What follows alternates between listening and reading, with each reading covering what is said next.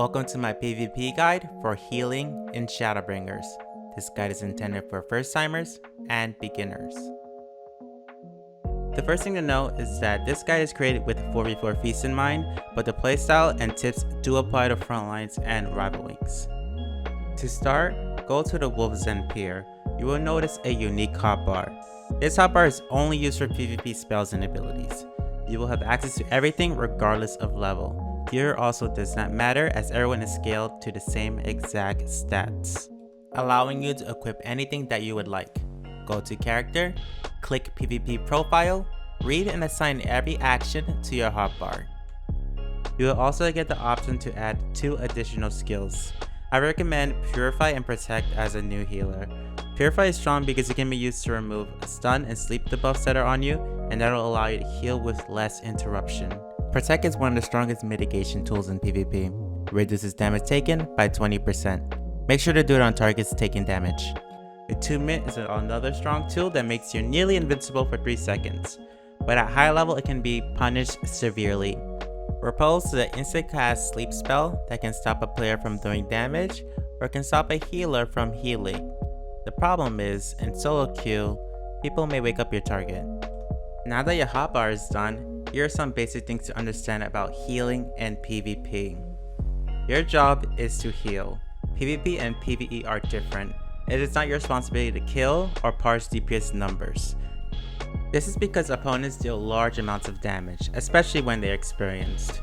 You should be spending almost every global on a heal or a shield. The basic outline is to heal everyone to full at all times, and then if everyone's topped off, you can DPS, but you have to make sure to be careful. The Wolf's Heart is a buff that spawns in the middle of the arena. It gives MP regeneration and it's for the healer. In PvP, everyone has an individual limit break bar, so you're free to use your heal limit break anytime you are in a pinch or that you feel you need to heal multiple targets to catch up. Another thing to remember is kills will happen. PvP and PvE are different. If someone dies in PvE, it's likely because they messed up a mechanic. In PvP, it's very natural. That's how the mode is designed. If everyone was invincible, it wouldn't be PvP. So stay calm and continue to heal. If a player is defeated, they'll respawn in their base after 5 seconds. In Shadowbringers, due to the amount of damage and tools all players have, a snowball effect will happen occasionally where people are killing back to back. But comebacks are always possible due to the metal mechanics in feasts and how limit breaks work. Also note, a death is not 100% on the healer. Tanks have resources to help stop and mitigate damage as well. Some DPS jobs do have self-mitigation tools to help them survive. DPS also have to know when to fall back and to use walls to help you catch up as a healer. On the topic of walls, positioning is very important for healer. It's vital that you stand in spots where it will be difficult to reach for the enemy. You can use a wall to line of sight enemy range DPS or put the enemy melee DPS into bad positions. Make sure to follow your team if they are pushing though. Don't go too far and don't let them go too far. Healing in PvP can feel overwhelming and hard, but it is the most rewarding job to play because your potential to carry is the highest and your queue time is the fastest, which allows you to climb the leaderboard or rank up to diamond with ease once you get the hang of it. Just make sure to practice, be patient, take advice, and do your best. If it's not for you, you can always try another job or role. Now, I will go through all the jobs and what they bring to the table, starting with Astrologian.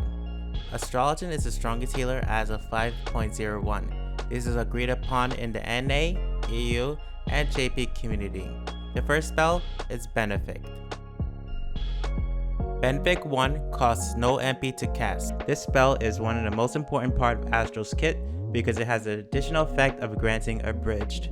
This is a buff that allows you to instant cast your next spell. Due to this, Astral is very mobile. You can non-stop run and heal with Benefic 1 and then use Benefic 2 when you need to heal large amounts of damage. Malefic is your single target DPS spell.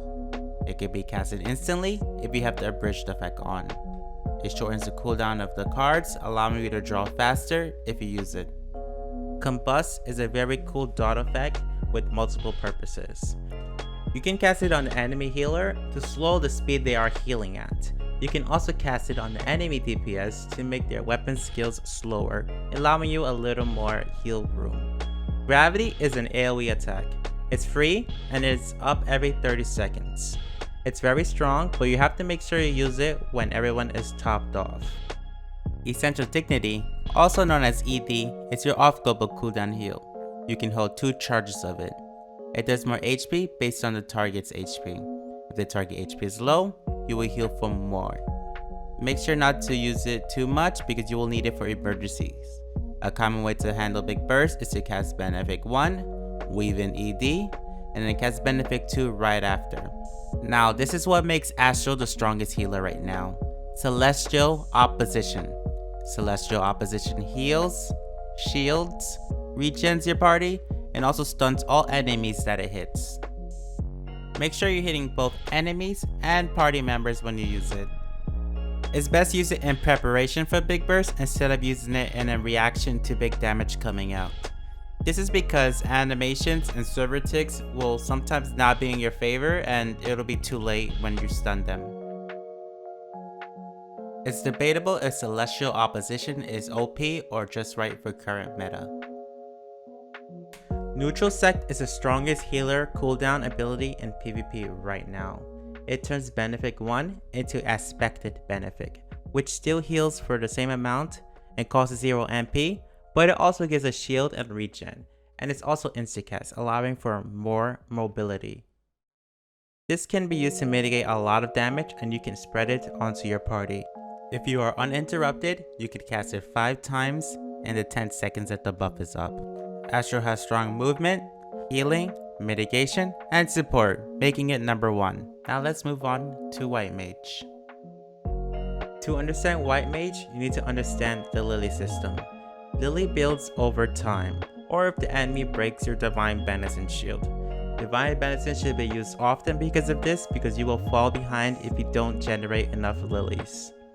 Make sure to use Divine Benison on the person that's taking damage or it might not get broken. It takes 10 seconds to get a Lily. Cure 1 is free, but it does not grant anything additional other than just a heal. Same with Cure 2, your strongest global heal. Glare is a basic single target DPS spell. Dia is a strong debuff and it reduces the defense and applies a dot to the enemy. If everyone on your team is healed up, it's a good idea to put this on the enemy your team is fighting. When you have Lilies, you have access to Solace, a off-global cooldown heal and regen. To handle big burst damage, it's common to use Cure 2, Solace, Cure 2. After using 3 Lilies, you gain access to Misery. Misery is an AoE damage attack that also does silence.